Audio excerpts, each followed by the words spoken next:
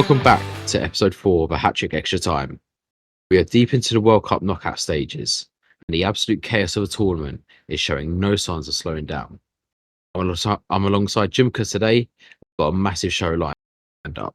First up, we are breaking down all the action from England's round of 16 clash against Mexico. We're also going to talk about the USA squad and discuss the absolute madness surrounding Folarin Balogun's red card suspension. Then we'll be looking ahead and locking in our quarterfinal predictions. Of course, it wouldn't be an episode without exposing another wild football conspiracy in VAR From The Truth. And we'll be wrapping up by handing the Pub Pundit Award to the absolute worst football take we could find on the timeline this week. Grab a brew. Let's get straight into it. Luca, how you doing? I'm doing good, mate. I'm withholding a lot of energy after that game, and I think this podcast is a really good format for me to get it all out and talk about it with you. And let's break it down. Let's break it down. Right, so we'll start off obviously with England's clash against Mexico. Now, as an England fan, what a great result that was. I suppose it's a tale of two stories. It was a really enjoyable game, but really frustrating and worrying game towards the end of a match as well. As a neutral, what was your feelings? Really, as a neutral, like, I'm not a neutral, I want to make that clear, but if I was a neutral, say oh my god, if I was Brazilian or someone else other than English, what a wonderful game of football. But being English, that was, I've said this to a few of my mates. I've said it's the best, worst game I've ever watched in my life. It's a good way to put it. Final result, beautiful. But if I was wearing an Apple Watch, I'm pretty sure it would have been flashing up saying that you're about to have a heart attack multiple times during that game. Honestly, that's brilliant. Yeah, no, it was extremely eventful. Scoring 2 goals in 2 minutes, getting a player sent off, and it was an absolute chaotic game. Obviously England won 3-2 for those of you aren't aware. I mean, look into it. So Jude Bellingham obviously got 2 goals. He scored 2 in 2 minutes. He had quite a good performance, wouldn't you say, Jack? Quite a good performance, mate. We're going to get into this later, but that's a light statement. He was, well, yeah, he was one of the best players. He was probably the best player on the pitch for us yesterday. She changed the game kind of from the get-go, really. Was called for 2.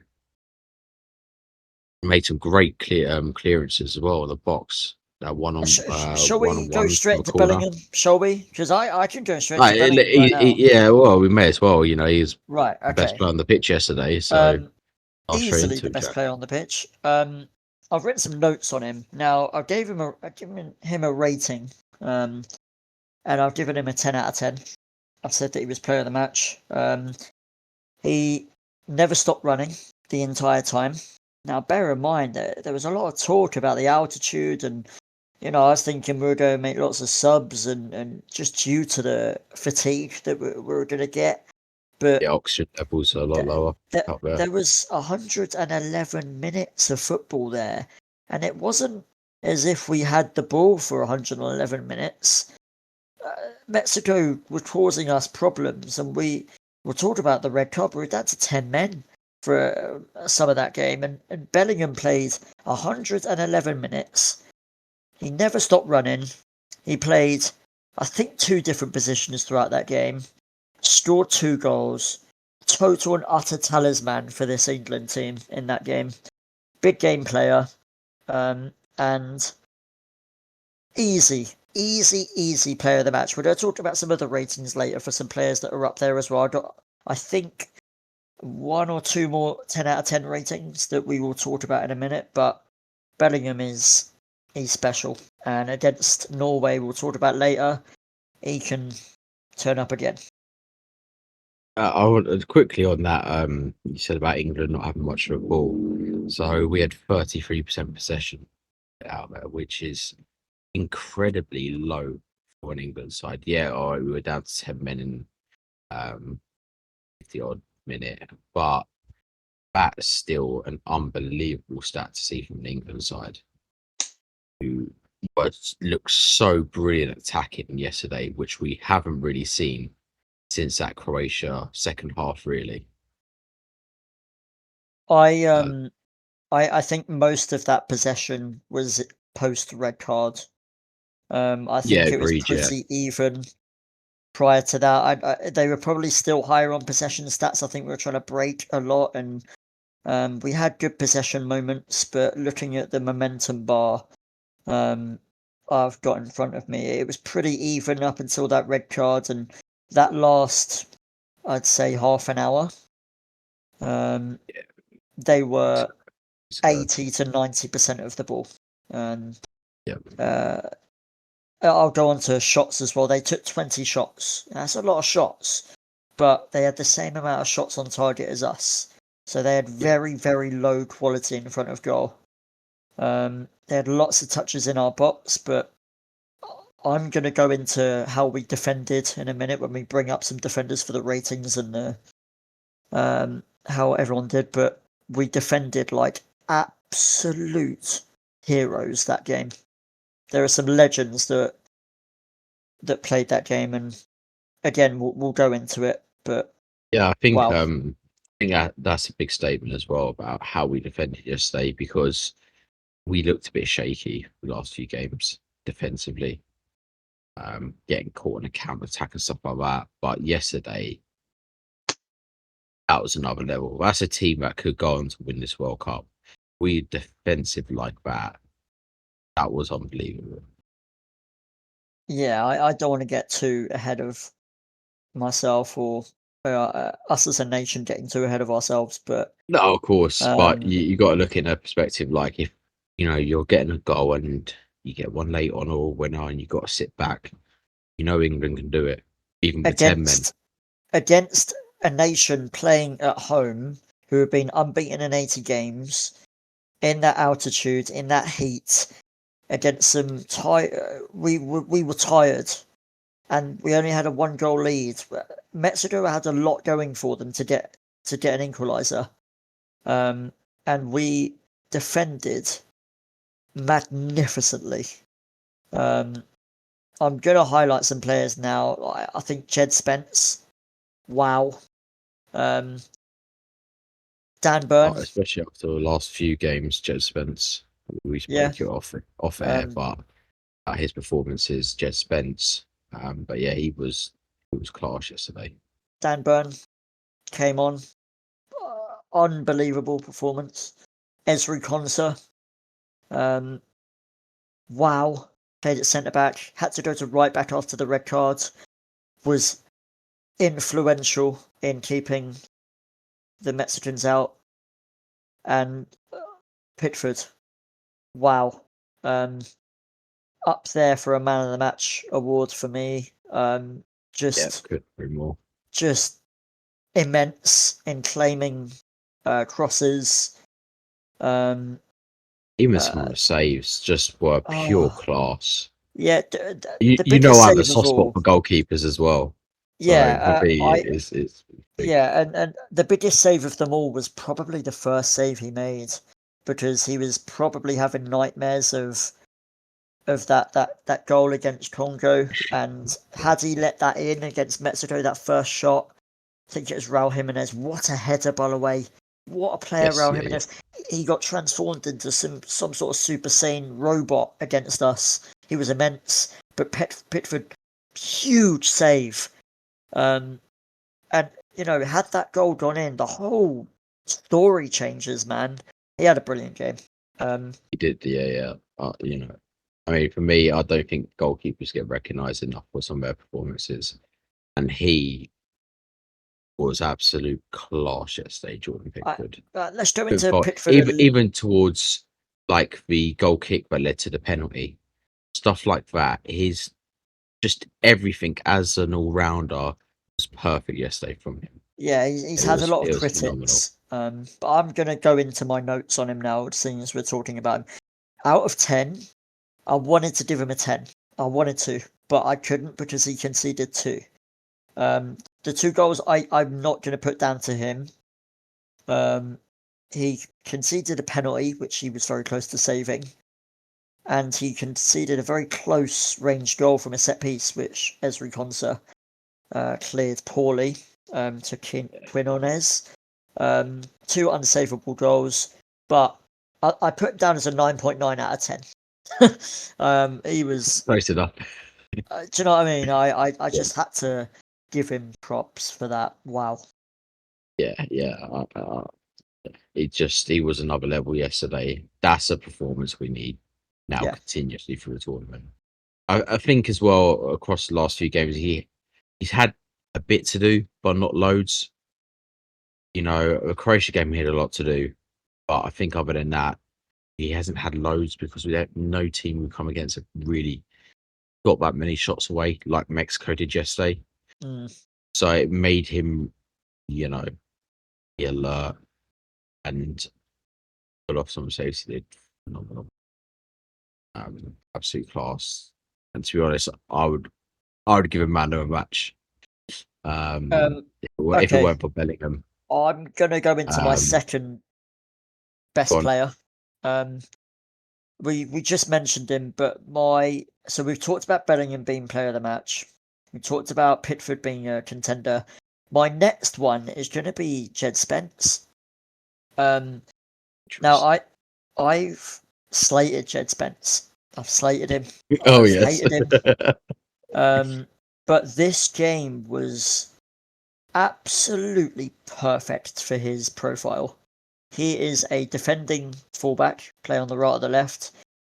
He was on the left, and he had Gordon was helping him out. We'll talk about Gordon a little bit as well.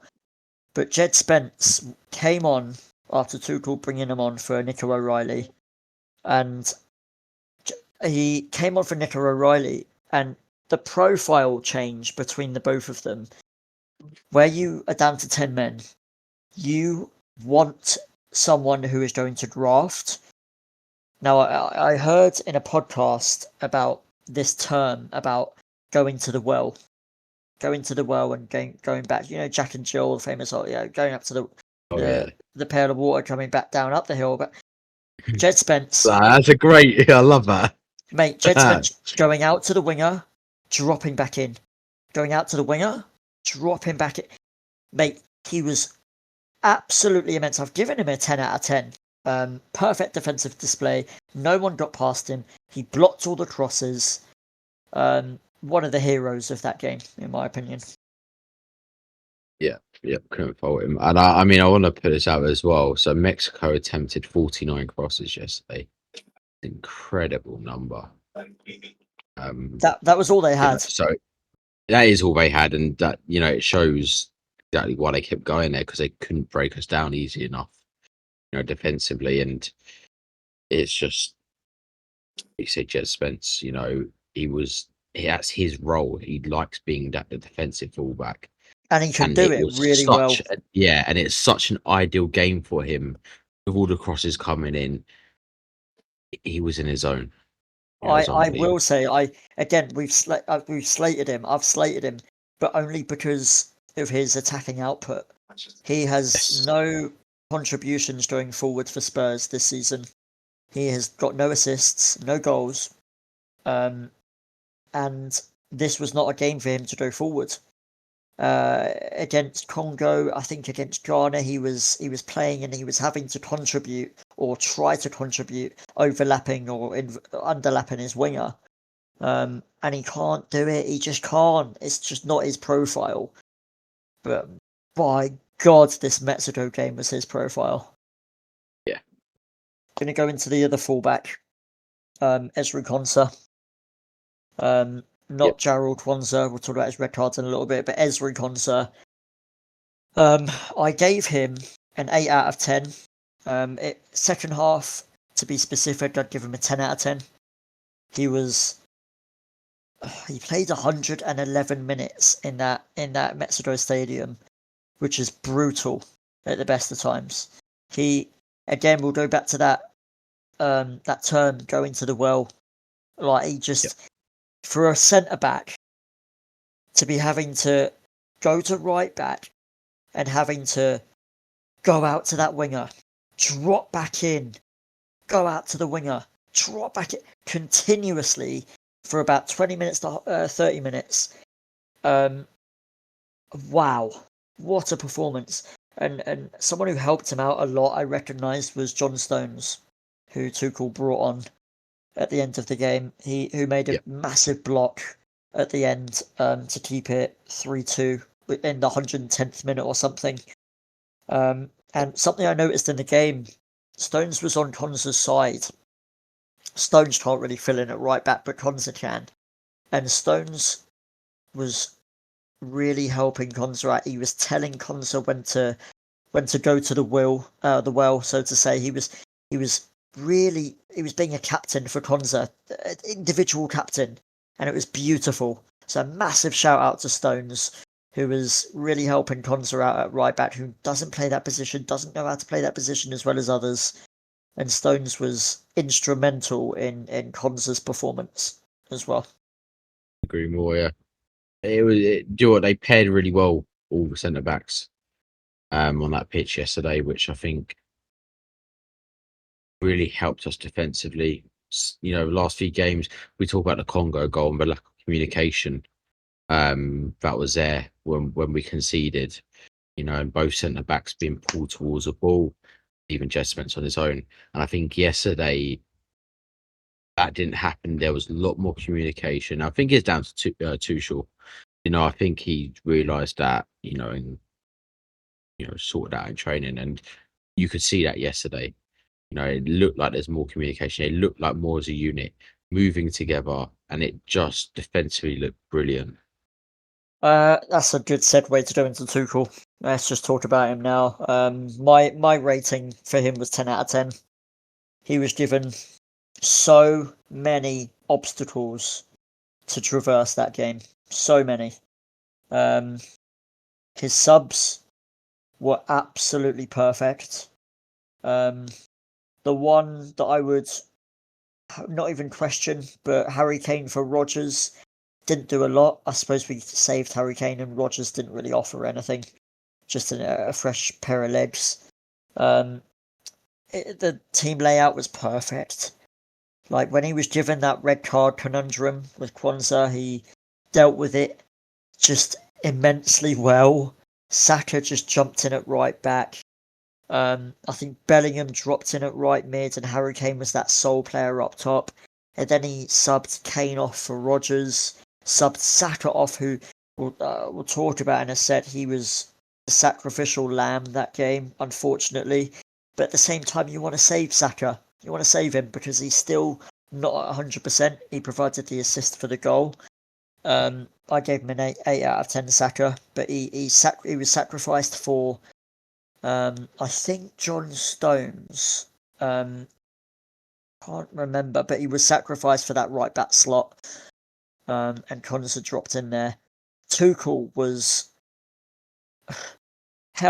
he was up for man of the match. I know he's the manager, but he was probably the most influential player or member of the squad, member of the team, member of the staff, member of the country in that game. He was just if Southgate was in charge of that game, we don't win it. Oh no, I agree. Yeah, and I mean, we mentioned this in previous podcasts about the categories as such. You got your elite managers and then the ones below that, and Tuchel's in that elite category, and it really showed yesterday how it looked easy the way he dealt with everything that went on. Obviously it's not easy, but the way he done it looked so easy. It was so calm, and he made all the right decisions at the right time. And that separates your elite managers from your normal managers. Do you know what? Hindsight is a wonderful thing, because any F1 fans here, I know you are, Loz. Oh yes. There was an instance in the game where I'll link this back to F1, but that change to 5-3-1, I believe it was, at the end of the game where we were just holding on for dear life and keeping the crosses out. That is a hugely ballsy tactic. It's ballsy. Southgate wouldn't have done that. I think Southgate would have had some sort of hybrid where when we win the ball, let's try and get up there a little bit. But Tuchel just went balls to the wall, parked the bus, stopped the crosses. And, in hindsight, had we conceded a 3-3 goal and then it go to extra time, we're then without Harry Kane. We're at 10 men. We've got 4 centre-backs on the pitch. But it worked. And the way I'm going to link this into F1 is that Hamilton pit stop. Hindsight. I don't know if anyone here, if you're listening, listens to F1, but Hamilton was pitted to put on some fresh tyres while there was a safety car in the hope that there was going to be a final lap and he could challenge for first place. And the safety car stayed in and he ended up getting, I think, was it second or third? Yeah, he come third. Yeah, he was Come second. third. So in hindsight, it didn't work out. And if they did go racing, right, then he would if most they did likely go picked racing, it back. He would have pipped it back, I reckon. He would have got first or definitely second. And it's just a similar kind of situation with hindsight. Had we conceded that third goal, we would have been in deep, deep trouble. And had there been one more lap in the F1 race, Hamilton would have, it's interesting throughout different sports and, genres of sport that people at the highest level have to make ballsy decisions, and sometimes it's going to work and sometimes it isn't, but you've got to have the confidence and the bravery to make those decisions. And Yeah, I 100%. love Tuchel for it. I mean, you look at you obviously used to reference F1, and I'll stick to it because I'm a big Lando Norris fan. Anyone out there, wait, Lando? That yellow wall. That yellow wall, yeah, Lando stand, love it, mate. But he came into the pits and he said after about the fact that the yellow flag had gone, that he reckons he could have got a podium, his home race, and it's all these decisions. If they kept him out, would it look different? And it's all about making those big decisions from those big CEOs, exactly the same as the managers there. Not just him, but his staff as well. Obviously Anthony Barry is going to help him make those calls, but that especially for England, because the decision to go and kind of park the bus, we know what we're like when we score a goal and try and park the bus, and we are shocking at it 99% of the time. Yesterday it was perfection. I generally think it is just down to Tuchel and just the way he deals with everything. Let's go into that pivots us into Dan Burn, which is probably the single most influential substitute that he did last night, or this morning, should I say. We're recording this on the evening. Monday, yeah. Feels like a long day. Yeah, feels like a long day, Jesus. Dan Burn. He came on and I think for Elliot Anderson. Yes, yeah, in the 70th. Yeah, and he dropped into that back five. And do you know what his job was? Put your head on everything. I saw a post on Twitter or X.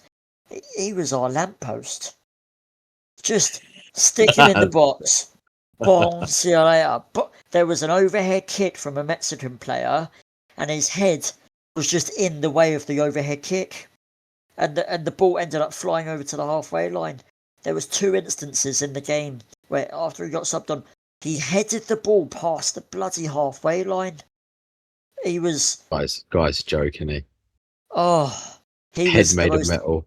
He was the most influential player at the end of that game for us. I've got a stat here that he got the most defensive contributions in the match, considering he got brought on in the 70th minute. Did you say? I think him and 70. Elliot Anderson got the most defensive contributions with 8. So that's like And clearances, blocks, headers. Dan Burn replaced him. Do you know what I mean? So they got Yep. 8 each. So brilliant profile, both similar profiles in terms of defensive contributions. But Tuchel saw that Mexico wanted to put that ball in the box, and he was like, "Who's going to do better than Elliot Anderson at getting that ball out of the box? I know, my big lad from Newcastle." I knew I brought him for some reason. Exactly. Not a single That's minute in the exactly World the Cup reason. prior to this, by the way. Not a single minute. Comes on. I gave him a 9 out of 10. Had he got more minutes, 10 out of 10, 10 out of 10 performance probably. But overall, 9 out of 10. He was absolute worldie of a performance. Yeah, he was unbelievable. And I mean that's a kind of profile he brings into our squad.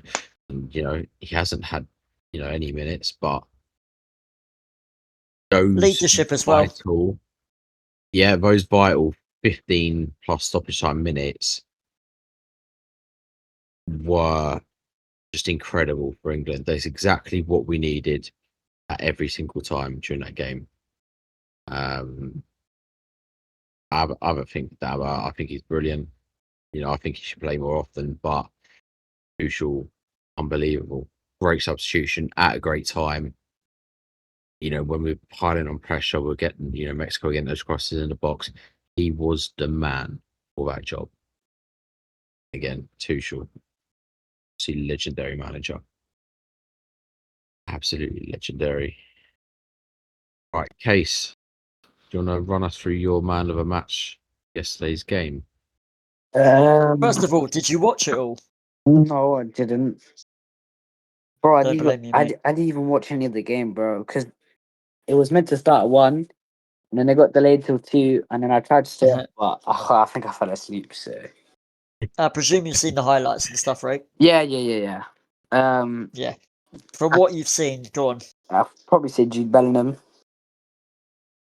There you go. Yeah, actually, I think, do you know what it was? I think the first goal, I have to say, I watched his movement, and sort of the way he moved, and as well in the second goal, the way he got the ball, played it, and then ran in and got them 2 goals. I think it was just phenomenal. World class. Yeah, I think it has to go to him. It just has to. Like the way he played was horrendous. I actually want to bring something in because obviously, Casey, you play football and you're a centre attacking midfielder, and that's kind of his base position based on the actual lineup yesterday. He had a 4-3 on. He was at cam. So you talk about his movement, and Yeah. Obviously you can relate to that a lot when you play. Yeah. Obviously you're a lot younger, but the way you play. So I mean, you say you kind of analyze him a little bit and stuff. Yeah, because you talk us a bit more into like how his movements, how he moved away from the defenders and those balls coming out and such. So I think what made him score that first goal was he didn't run in straight away when that ball was played down. He waited because he knew if he ran too early, he weren't getting that. So I think what he done was his defender thought he was going to go, and I think then he kind of started to go, stopped a little bit. Then he went, and the defender just couldn't get him. And then obviously no one was there to catch up. And then, like you say, he was just free and got the header. I think as for where he plays in that position, he done really good. Yeah, I absolutely agree. I love how you broke that down because it's good for young players like yourself, Case, to look at a role model like Jude Bellingham to play in your position and to be able to look at such brilliant play going forward and to hopefully mold it into your own kind of I think like I said, style. I think he done it at the right time. I think if he went any earlier, I don't think he would have got that. But he just waited and waited and waited. And then I think who assisted it? Anthony Gordon, or am I wrong? Saka. Saka. Yeah. I think he waited for Saka, and then Saka saw the opening. Bam, right to him, goals. And then I'd have to say his second goal. Also, pass it to Harry Kane. Great pass. I can't lie, I thought Harry Kane would have shot, but his movement, as you get, I don't know if you saw yet, but it was very tight. The second goal, it was he had to get in there and make sure he gets there before the defender. Because if it was a little bit later, I don't think he would have got that. But the movement to get where he was around the defender and then get that in the goal, it was just phenomenal. Yeah, I want to just shadow on what you said there. I and everyone else in the stadium, including the Mexico defenders, thought Harry Kane was shooting. It just But looked like a Bellingham, shooting position, but I think yeah, he could see that Bellingham was there. He was making run, which is a great vision from Harry Kane to see that he's actually there, and then be able yeah. for him to play such a great ball across for Jude Bellingham was just phenomenal. I think it's the relationship between them both. I think Bellingham knew that he should make a run to give him the option, and I think they both have a fantastic relationship where they bounce off each other, and that was the sole reason in the goal. It was just great to see two of our best players combine like that. It was a fabulous goal. I also think I also think as well from Harry Kane's perspective, and I'm talking from my strike experiences. If you look at your positioning, you could obviously they had a few Mexican defenders back. Now it's a bit of a tighter angle, probably not the best idea to shoot. But either way, you're going to shoot or not shoot. If you hit with enough pace, it's going to bounce back out. So you want your 100%. cam to be in there regardless. So for me, I'd look at it in two ways. Is it worth having a shot, keeper may parry it out, or do I know my cam's going to be in there and I can lay it across to him? I would say I think I would know my cam. That elite striker level. Yeah, and that's you play it because you need to be in that box at the right time. Regardless if striker can shoot or not, you want to be in that box to get on the end of it, or gets parried out, or whatever is he crosses. But it's that quick. I think that's It's what Harry Kane does. Is that quick look of the shoulder and realizes he's coming in. I don't think if he like I get told by Jack and you, check your shoulders, and that's probably one of the main things that helped him assist him. Check the shoulder, right decision, good weight on the pass, and just go right to him. Absolutely. Jack, any more players you want to review? Well, that puts us perfectly into Harry Kane, who we haven't reviewed yet. Of course, yeah. I've given him a 9 out of 10. I haven't given him a 10 out of 10, which is for a very good reason. His positives, I thought his hold-up play was really, really good. I thought we saw a little bit more of it today instead of when we're playing against 11 men behind the ball, Ghana, Congo, and he couldn't really do it, but we saw a lot of it today.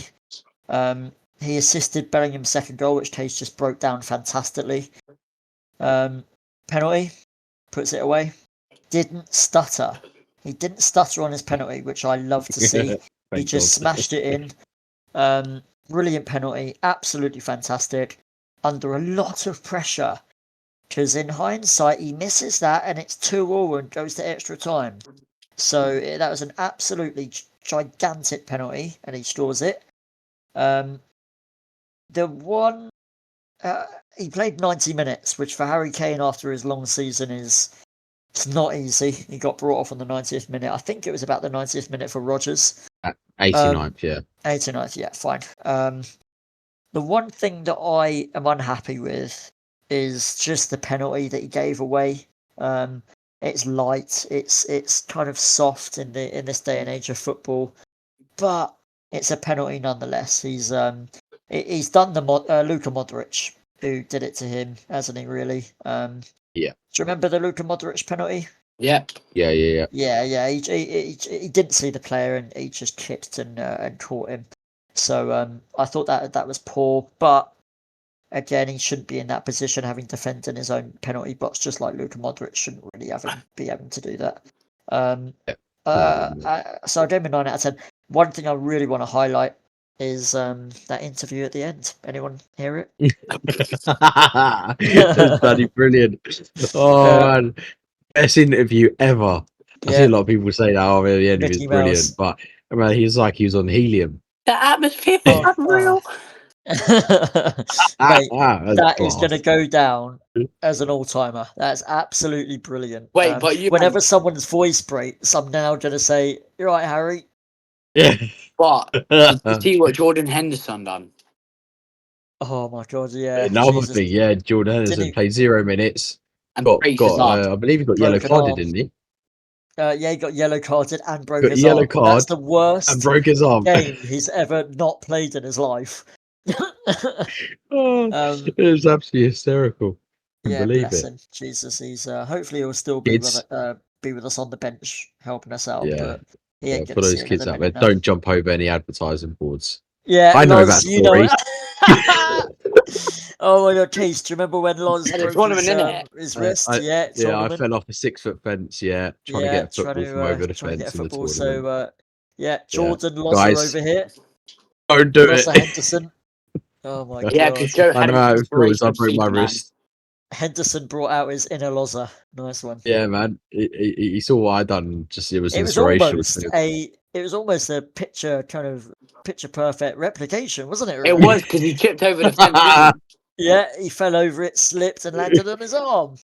That is Hey, but listen, absolutely hilarious. I got up and carried on. Don't you lie, Mainly bruv. passed You out, were but I got up struggling and Henderson to carried stayed on. you down. were struggling to eat fish and chips, bruv. You were, I remember. Guys, Yeah, guys, I think it's broken. I think it's broken. No, everyone's like, it's not broken, Joe. You're holding a plate of fish and chips. Well, it hurts. And then I was like, well, hold it in the other hand. And he was like, no, I'm alright. I'll be fine.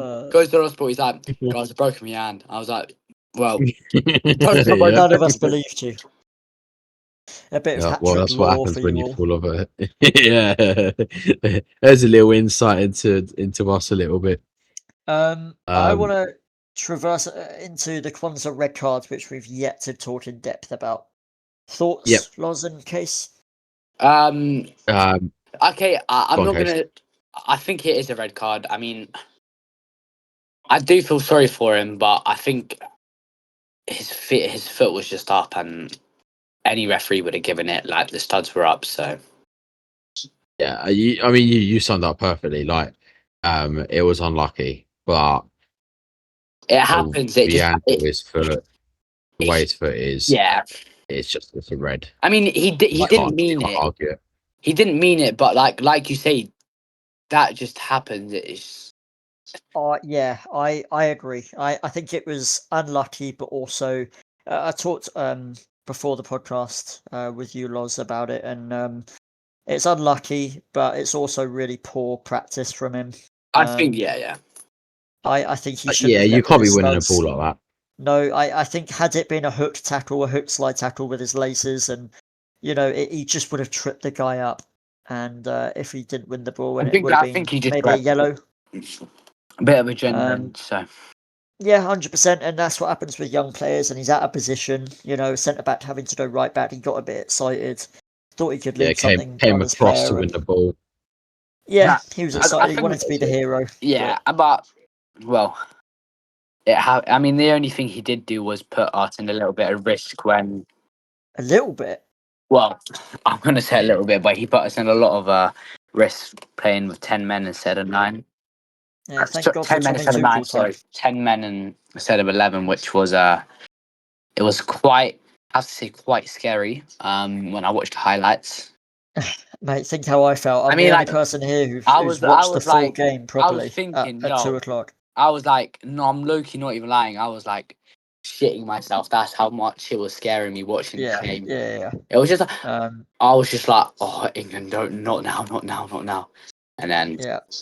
It was a very hard watch. I've given Kwanzaa a 7 out of 10. The reason Yeah, I think is his performances are good. I thought he performed really well when he was on the pitch. I thought he filled into that right back role really well.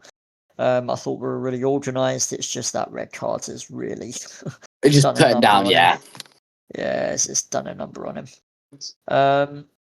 I'm going to go quickly through the rest of my ratings, and then we're going to go into the Pub Pundit Award, because it links perfectly into that red card, which is a little bit of a clue. Yep. John Stones, 9 out of 10. I think we recently talked about him. What player? Huge block at the end of the game, 110th minute block, and helped Konza at right back a lot. Nico O'Reilly, 7 out of 10 I've given. Reliable, consistent when he was on the pitch, but Jed Spence replaced him, and a much needed substitute. I've given O'Reilly 7 out of 10. Declan Rice, my God, played 111 minutes after that Congo game where he looked injured and out for the count. He's played 111 minutes. He did get a yellow card in the first minute of the game, a high foot, and it was a yellow card. He was on a tightrope for the rest of the game. Played the full game. Brilliant player. Want to highlight his driving run that made our first goal. He won it, and a normal player would maybe pass backwards or pass sideways or stop and slow it all down. Nope, he wanted to drive and create an opportunity, and we got a goal out of it. Elliot Anderson, 8 out of 10. Talked about his defensive contributions. He got the most up there with Dan Burn when he was on the pitch. His interception led to the Bellingham goal. What a player. That second Bellingham goal, he was the one who kind of jumped out of into the press, intercepted the ball, and was instrumental in that second goal. Saka, I'm going to give an 8 out of 10. Was sacrificed, which we mentioned earlier, after having to go to right back after that Kwanzaa sending off. He got the assist, which I want to highlight. Madueke can't do that. That's just not Madueke's game. We'll quickly go on, Loz. I want your opinion on this. In case Saka's assist, can Madueke do that assist that he gave? I'm not saying he couldn't, but Madueke, he thinks he's trying to do everything by himself. Like, it's just like, it's the World Cup. It's not the Premier League. You're not going to just be able to drive through defenders like nothing. He's trying to go. I think for what you goal. just said there is perfect. He would try and drive, I think, more into the box. He needs to, like, okay, look, like I get told a lot of the time to do 1-2s. I rarely see him do that. And if he done 1-2s and then got that cross into the box, he would be phenomenal because he's creating space and making opportunities. Okay. Every now and then, like Anthony Gordon's shot, I think he took a shot last night. It was poor, but he took a shot. But every other time he's tried to cross it, is where he's just going for. He's going for glory. You could say he wants all the glory for. And I don't think it's not going to work in a tournament like this, because then the other teams are just gonna lock onto what he's doing, and then he's just gonna get tackled easily. Yeah, I think he just doesn't have end product, Madueke, unfortunately. We haven't seen that this World Cup, and Saka just does. I think he's just got far more quality than Madueke, and we saw that last night. Yeah. I think Saka needs to start against Norway. Needs to start. I think hence why at Arsenal, Saka will always be first choice compared to Madueke. Yeah. There's no doubt about it. Saka's a better player. He can find that end product. Case such as that cross from Saka was pinpoint. It is exactly where he wanted to do it. It was perfectly heighted. He wanted to go over into that middle gap where Ellen was running on. It was just perfect. I don't think Madueke could. Maybe a few attempts he might be able to do it, but I don't think he could do it in a bottom. I think he's driving into the box instead. Yeah, that goes us into Jordan perfectly, which Casey mentioned about his shot. I remember the shot. He just drove and did really well, and I think he had to shoot. Did go for glory a little bit, but getting shots away and driving, that's what we want from our wingers. I gave him an 8 out of 10. Perfect winger performance. I said he played all 111 minutes and had to play at right midfield, right of centre midfield in that 5-3-2 at the end, helping out Jed Spence. And I thought he was up there with Jed Spence for one of the defensive player of the match, man of the match awards. He was just so brilliant helping Jed Spence out. Sometimes they'd rotate position, and we found Jordan at the left back position, and Jed Spence would jump and press the player. Gordon, what an engine! How many lungs has he got, mate? Playing 111 minutes. Also, he won the penalty as well. So from one side he of the did, pitch, yeah. he's sprinting onto the ball to win the penalty, and get the contact on the keeper. And then at the end of the game, he's still going to the well, out and out and out and out and out and out continuously, along with Jed Spence after playing 111 minutes, and he's still getting out. I gave him an 8 out of 10, but honestly, he probably deserves a 9 or 10 out of 10. I loved watching him. Thoughts on him? I think he's a good player, yeah, but he's not consistent. Like, he'll have one fabulous game and then he'll just like look like he's never touched a ball in his life. Do you think this game was suited to him? I think this game was suited. I think with the momentum that he's had from this game, I think if they do start him, it'll boost his momentum and boost his. Do you think he'll do well And against Norway? I think if he does play against Norway, he will do well. Yeah, I agree with you, Lozza. Yeah, I mean, I think the game was and wasn't suited to him. I think initially when we had 11 men on the pitch, it suited him well. I think when we went down to 10 men, you got to improvise. That being said, it did also link into it being a good game for him because he was able then, like the penalty, be able to run off because Mexico attack. It gave him more space. And the penalty is a prime example of him using his pace when needed. And it was just a great example of what he can do. Yeah, I do think it suited him in ways, but also not. In terms of when we went to 10 men, the whole game changed for him because we were under a lot of pressure. The game changed for him. I agree to that, but his profile. He had to be more defensive, which but he's probably Tuchel not knows more he can used do that. to. But no, he's not used to it. But and I that's the think Tuchel thing. knows he can do it. Oh no, I agree. Yeah, and I think you don't see it as much in Newcastle. No. Because they've got good fullbacks behind him. Do you think that's why Barcelona bought him? Yeah, I think so. I do really think so. I think last night is he just doesn't show it enough. Yeah, 100%. He doesn't. He's not not that he doesn't do it enough. He's not able to show it enough because he's got better fullbacks around him at Newcastle. Yeah. Whereas yesterday we were under the cosh. He had to be defensive, and it was a good defensive performance. Last one, Rodgers, who came on for Kane at the end. I've given him a 5 out of 10. He didn't really offer anything. He's just an extra pair of fresh legs. Weren't it? Yeah, Give Harry Kane a little rest. Hell, Bellingham was running harder than Rodgers at the end, and Bellingham had played 111 minutes. So I got nothing really to say. One final note that I have at the bottom of my page here. Yeah. In a game like this, it is really highlighted how Tuchel has picked the perfect squad. Foden, Trent, Palmer would not have seen the light of day in the final half an hour of that game.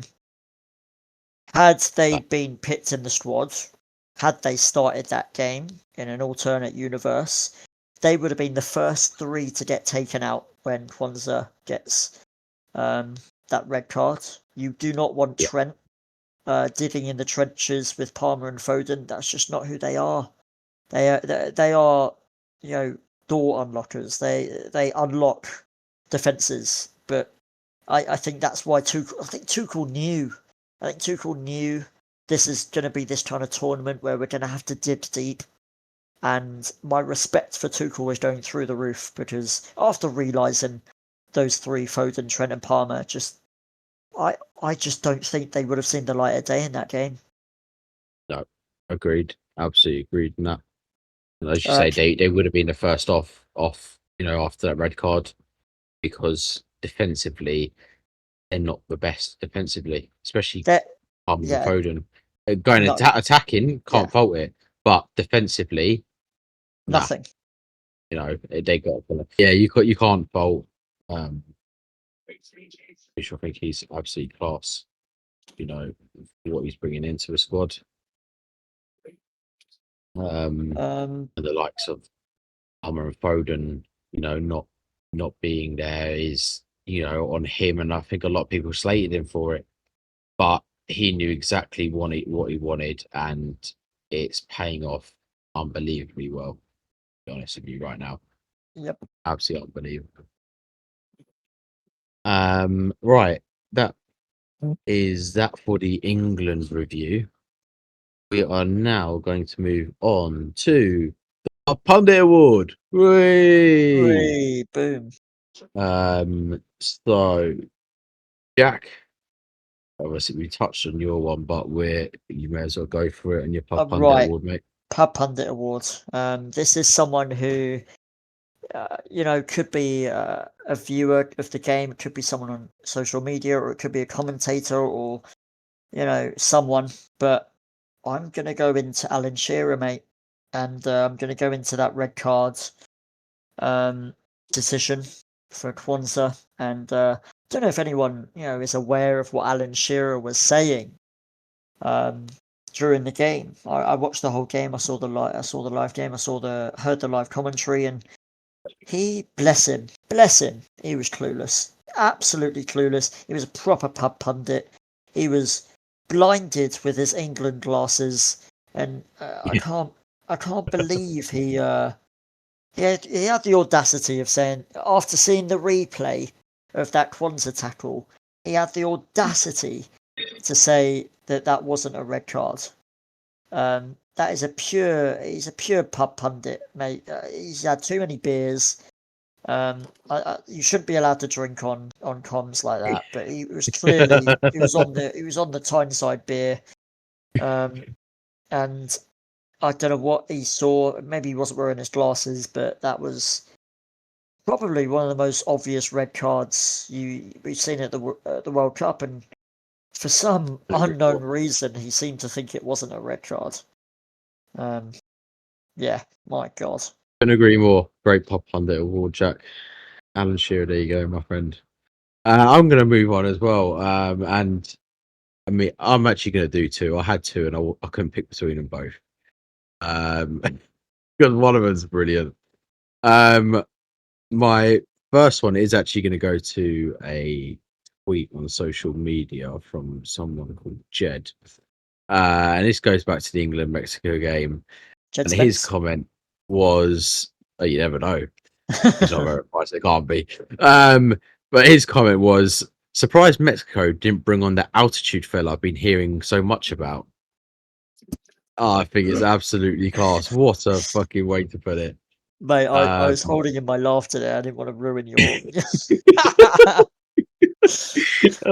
It's absolutely class. All week you've heard about altitude, it's so highlighted. Well, what class quote this is.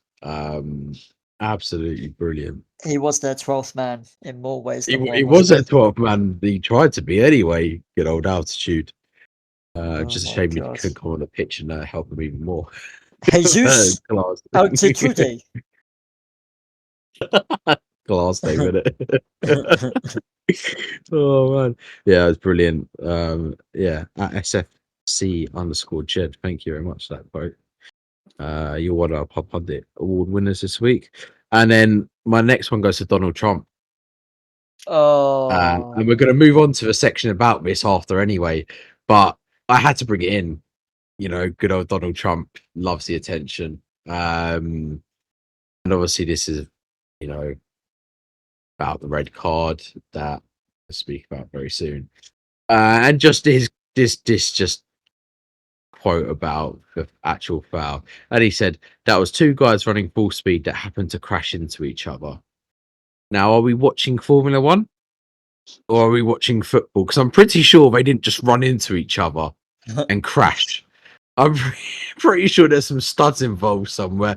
But hey ho, Donald Trump's got his American glasses on, like Alan Shearer had his England ones on. He's turned into a professional football pundit, hasn't he, Donald Trump? Yeah, absolute class, Donald Trump. I mean, I go back. Apparently, he also said, "I'm a person that loves sports, and I was a good athlete." I don't see that ever. I think that's absolutely class. I've seen him play golf, and he's got the worst swing ever. So I doubt that very Yeah, much. and he also mentioned that he understands sports really well, really well. I find that very hard to believe, but yeah. Yeah, you and me both. So there you go, Donald Trump.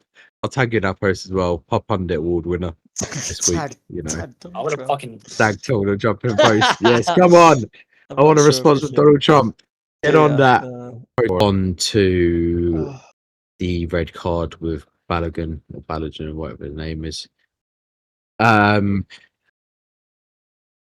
Obviously, it was given as a red card in the game. Now, supposedly, it cannot be overturned once a game's been completed, according to FIFA. See, what do you guys think about the foul? Red card, not red card? It's a red card, yeah, but come on, guys. The guy's got money, bro. He's just gonna bribe them. Yeah, agreed. Like, It's no one can actually have an actual reason why the red card got overturned. He was probably made a statement and was like, "I'll slide you a couple million." They're like, "Couple million to my name, say no more." That's it, bro. Like, Donald Trump, no disrespect here, but play the game fair, man. Like, that for real, dude. It stinks. It absolutely reeks. I hate it. I despise what's just happened. I just don't get how you can pay it just to get a red card. Like, it's not that deep, bro. Like, your team would have taken enough people. Like, dude, it's really not that deep. Mate, Balogun's been their best player, right? But at the same time, he's an Arsenal reject.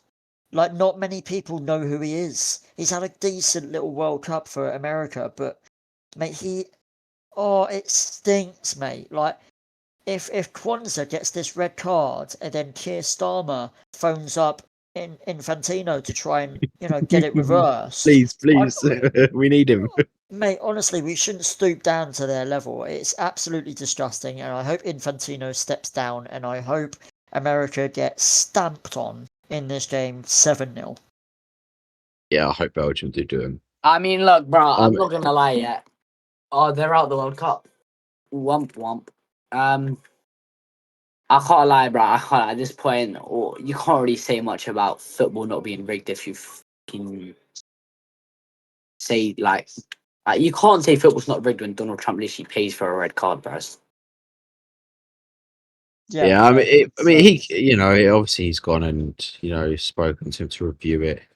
And obviously it hasn't been overturned, so the red card still stands. It's just been suspended. Now, I mean, also for Belgium, I think it's extremely unfair because they're preparing for a game, around a 16 game in a World Cup, against a USA team that shouldn't have Balogun. Yet all of a sudden it's now been suspended and their preparations have to alter because now they've got to add him into the preparation. So it doesn't give them a lot of time to, work out now what they're going to do. Planning. Now it's screwed up, which is extremely unfair. And the Belgian FA come in, so they were astonished by the decision, which I think is a light word to use because I don't think many people can use astonished for that. I think it's disgusting how Donald Trump has personally, allegedly, I've seen this allegedly, he's personally phoned the president of FIFA, phoned him asking bribing or telling or suggesting that their best player, in quotation marks, probably definitely not their best player, most important player, has their red cards, because I guarantee that Belgium have the potential to beat them. So this suspended red card is basically a load of codswallop, because if they get knocked out of the World Cup, he's going to then get a red card in their next friendly or something, which is totally and utterly useless. Yeah. Mate, where are the rules at? If you get a red card in a tournament that's not overturned, it has to stand. You cannot move that red card to another tournament, to another, like you say, friendly game. That's not on. The tournament's there for a reason. You should follow be the suspended. rules, man. Exactly. You get a red card, you should be missing the games in the tournament. It's No not as doubt if about the foul was not a foul or it wasn't a red card. It was studied by VAR, right? It was made by a referee who has been hired by FIFA as one of, if not the most experienced referees in the world of football. And now you're going to just completely disregard his decision and say it wasn't a red card, so we're just going to suspend the ban. I find it completely and utterly disgusting. Donald Trump, you are ruining our sport. Couldn't agree more. I'd like to touch on so the Belgian FA actually went to FIFA, appealed a call. Excuse me. Now FIFA have rejected their attempts to appeal the call, saying, it's quoted, the request was rendered inadmissible on the grounds that Belgian FA is not a party to the proceedings and as such has no standing to appeal the decision. Now, I think they're in every right to appeal the decision. Yes, okay, it's not to do with them. It wasn't their game that they played, but it still has a knock-on effect on the Belgium team. Now, they should have a right to appeal that decision. See, from my point of view, because it affects them going into the next game. Apparently, they're only allowed to appeal it after their fixture, which is very, very, what's the word? Convenient. Yeah, just a bit. Imagine he scores. You know. Oh my god, dude! If he scores, it's bad enough already. If Balogun scores in the game, let alone a winner for America, the whole world is going to completely blow up. Yep. On Agree social more. media, it is going to completely blow up. And I don't think Donald Trump's thought about that. I think he's just thought about his own country's interests. I think he's in some serious deep water here. Also, UEFA had their say about FIFA, and again quoted, they had crossed the red line, and they also had put the integrity of a game at stake. Which Wait, UEFA has said this. UEFA said that, yeah. So they quoted crossed the red line and also the integrity of a game at stake, which is absolutely true because where do you go now? Because what about our red cards? We go back to our red cards. What about ours? Exactly. Are we So now? is Are that we gonna now be allowed to have suspended? Kwanzaa? Are we now allowed to have Kwanzaa in the next round? Yeah, and what about the other red cards at the tournament? Why aren't we allowed to have Kwanzaa in the next round? What is different from our case to Because your case? we don't have our the game's fees, just bro. as important. Yeah, honestly, Case, you have a point, mate. I think Donald Trump has set an ultimatum to FIFA. Bro, how much gonna bet and they're gonna he win? said- How much gonna bet they're gonna win the World Cup, bro? But if they win the World Cup, it's going to be the worst World Cup of all time. Oh my God, we won soccer. They can't do that. It's too But it's- obvious. They can't do that. Top sport. I'm seeing the video right now, and he was like, I mean, obviously, he said, you've got to be kidding. He said, all I asked was them to review it and paid him a little bit of money. Don't got to lie about it, bro. No. You said to them, I'll sip you a couple million. Yeah.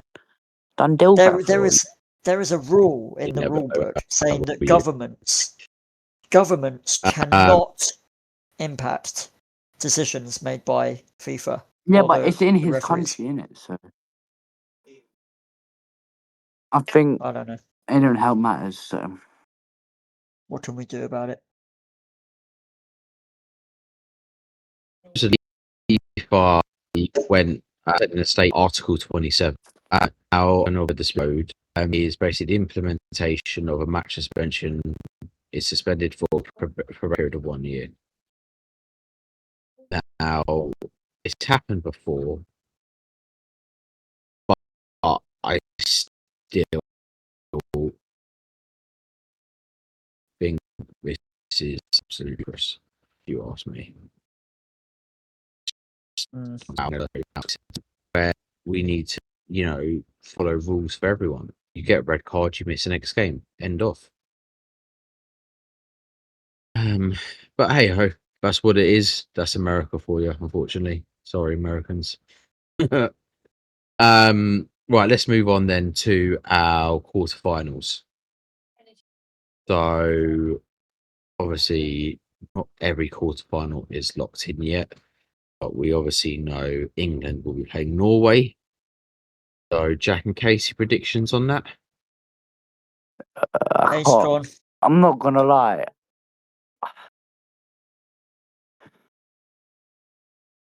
2-1 England. 2-1 England. I really love the fact that we're playing Norway. I love that we're playing up against Nyland, who is a Norwegian goalkeeper. He used to play for Reading, actually. Fun fact. Shut up, Reading. Hey. And Classic he's Reading. nothing special. You know, he's a Norwegian team. I think he plays in Spain now or something. He's not very good. Their defence, not great. They got Christopher Ayer, who plays for Brentford, I think now. Pretty good player. But they've got a few world-class players in their team, Haaland, namely, and Ødegaard. But we can mess them up, man. We can seriously mess them up. I think we should score some serious goals against them. It's just if we have a good, I think Tuchel can nullify Erling Haaland. And I've seen some clips online on Twitter or X. Dan Burn is pretty good against Haaland. So could we see Dan Burn have a start? That would be very interesting. I think score prediction 2-0 England, I think. Wow, I think okay. we'll defend. Interesting. I think we'll defend well, and I think we'll score 2 goals. And yeah, I'm gonna say, and I think based on, I mean, Haaland didn't do much in their last game against Brazil, but do you know what? He had 2 extremely important touches, and this is always the way with him, and I always mention it because he doesn't do much in games. But do you know what? He has that touch that will find the back of a net whenever you need it. And I think it's going to be 1-1, and England will win 2-1 after extra time. Whoa. Okay. Mate, Case, have you seen Haaland's goal? The second goal and the first goal. Oh, Did bro, you see that keeper is shit, bro. How the flip did you not save that, bro? what about the second one? No, I'm talking about that. Like, don't get me wrong. Okay. It's a good shot, yeah. But to be low dribbling it that far out, you shouldn't have saved that, bro. That's talking Your like he's playing method, that is. Nah, but bro, I mean, I get it. He's got a shot on him, yeah. But bro, to be able to let him score about from that distance, low driven as well, it just the keeper was on some. I think he was wanna- blinded a little bit, the keeper. Do you not want to give Haaland some props here? And I think the actual pace behind it is a lot faster than I think you think. It was an unbelievable goal. I thought it was the little touch out for a lot of people isn't enough to get the pace behind it. But for Haaland, that's all he needs. against Alisson as well. Against the Marquinhos, he nutmegged Marquinhos, shot past Gabriel. We won't, man. We'll talk like that header over Gabriel made him look like a child. Yeah. That shot against Alisson, I think should go in footballing museums as the perfect technique shot from outside the box. I think we're going to look at that goal in years to come, and I coach football, and if my left-footed player Casey can on the edge of the box take a touch and finish like that, we're looking at a master. Yeah, 100%. I say like he doesn't need loads of touches. But the touches, if you know you can hit a ball like that, you need to do it, and he did it. And Case, talk about being left-footed for us playing for a team in the final third. How hard is it to do that? I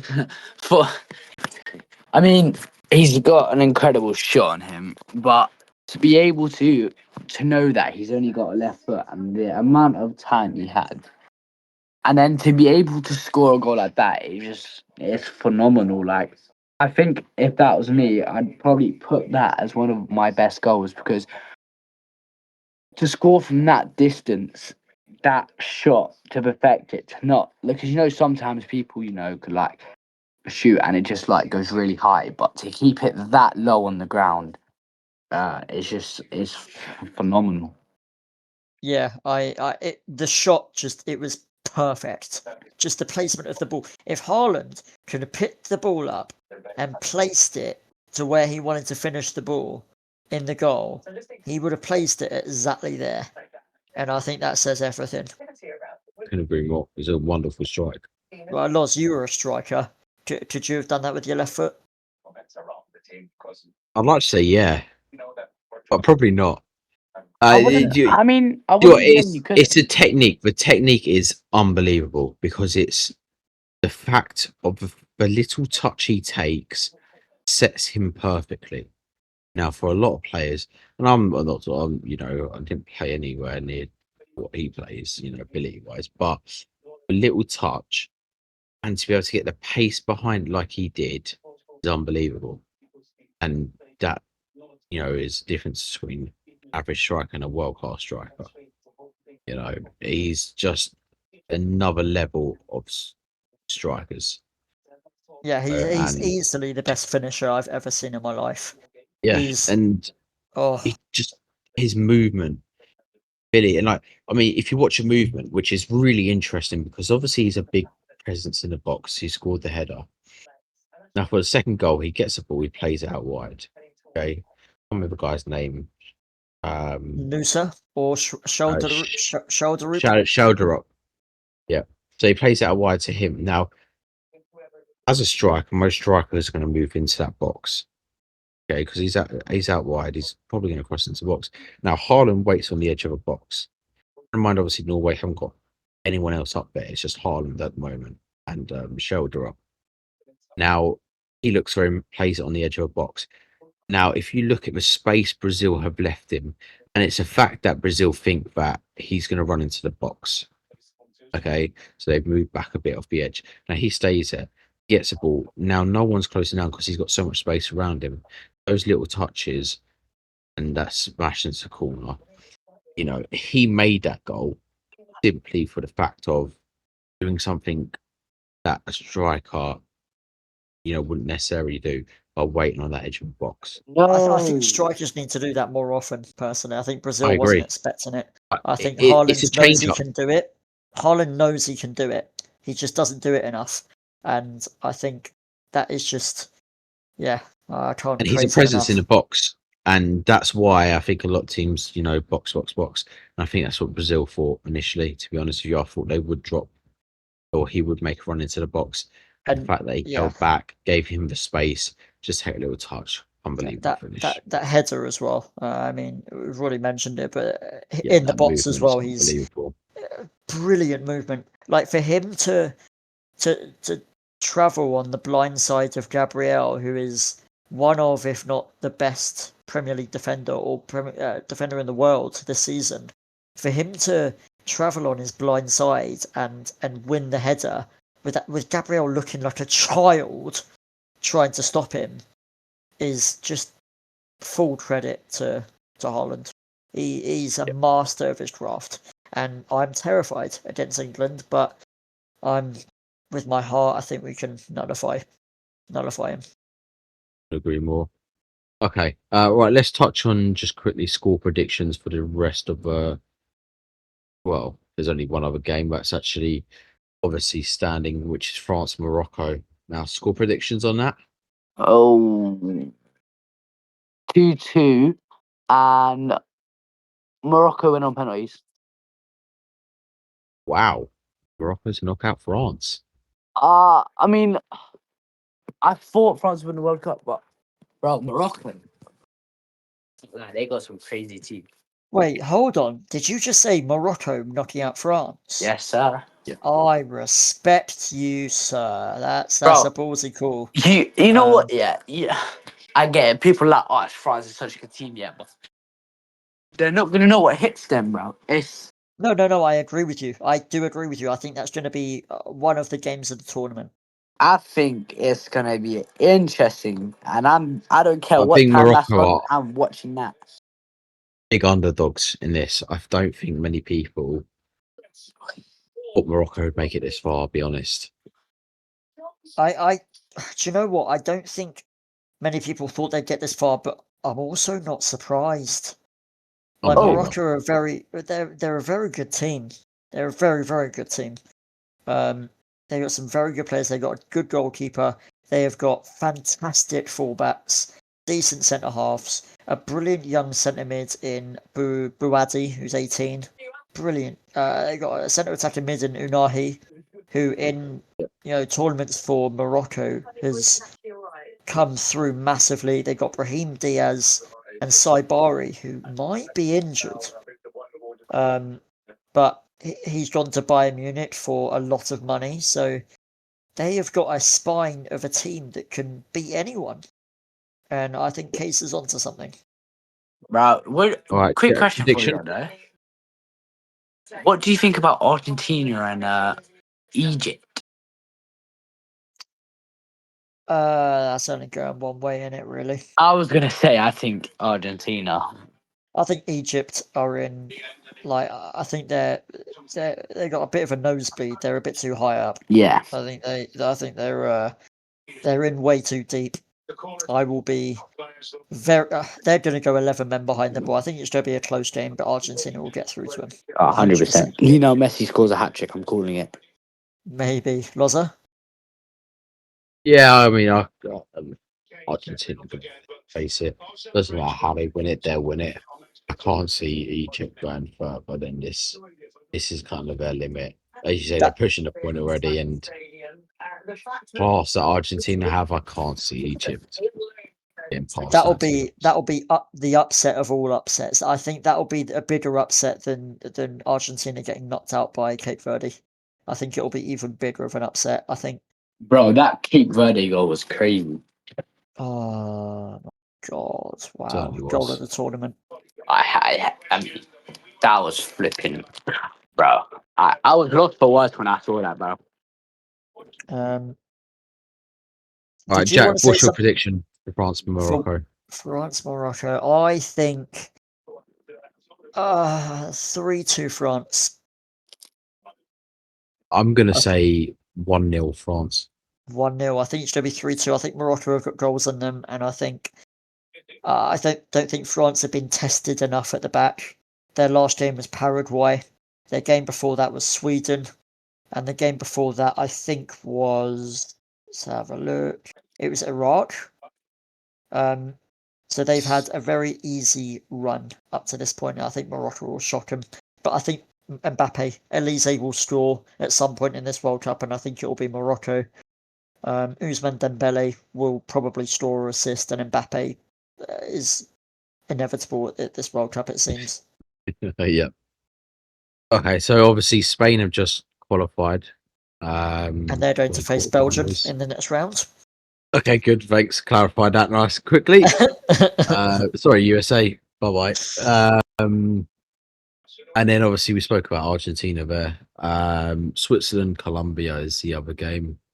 Who obviously we've faced the winner. That's a out of tight game, bro. Colombia have had a three. really good run. Switzerland are really well organised. That's going to be a tight one. I can see extra time penalties happening there. What way? What way is it going? Switzerland or Colombia? Switzerland. Casey? Coin toss for me. And Colombia. Do you have any kind of Colombia. opinion on the matter? Yeah. Okay. I'm gonna go Switzerland as well. I just Okay. think, yeah, as you said, you're there.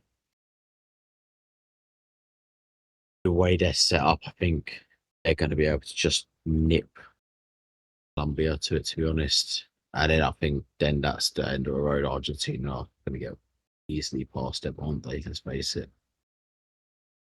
Right, let's move on to the final touch, which is VAR From The Truth. Before we end it there on our podcast.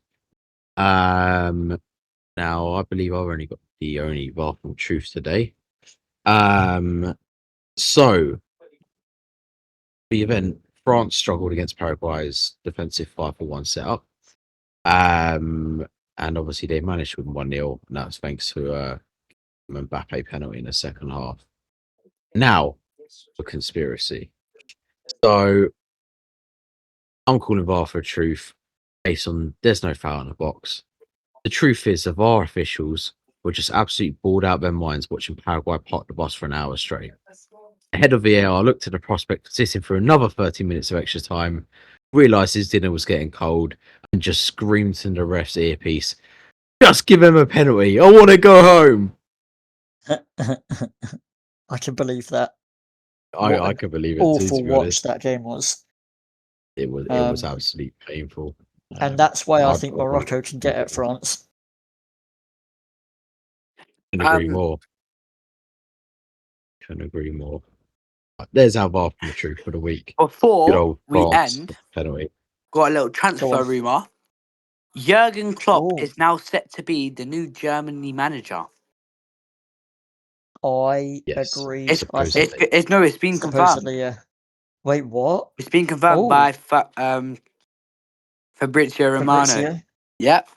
I follow him on everything, bro. So it says, yeah, it's confirmed. The deal is Interesting. agreed between Jurgen Klopp and Germany. I think Germany will completely turn on its head now. I think they'll turn into a great team. I think Nagelsmann is a good coach, but isn't really a tournament coach. No. And I think Germany have flattered to impress. Sorry. In the last couple of World Cups, and they've really disappointed. Certainly have. Never know for the next one. The Euros next. Good old Jurgen Klopp will be there. And we'll beat him again. Oh yes, come on, England. Right, that brings us and our episode 4 to a close. Massive thanks to everyone for locking in with us today. If you managed to survive a tactical waffle from Case and Jumka, as always, do us a massive favour, smash that subscribe button on YouTube, drop us a 5-star review on Spotify and Apple Podcasts, and jump into those comments to let us know your quarter-final predictions too. If you see a stinker or a football take on social media this week, tag us so we can nominate them for the next Pub Pundit Award. I'm pretty sure there's many out there. We'll be back next week to break down all the fallout from the quarters. Until then, stay legendary, keep the banter flowing, and always clean sheet, goal, hat trick.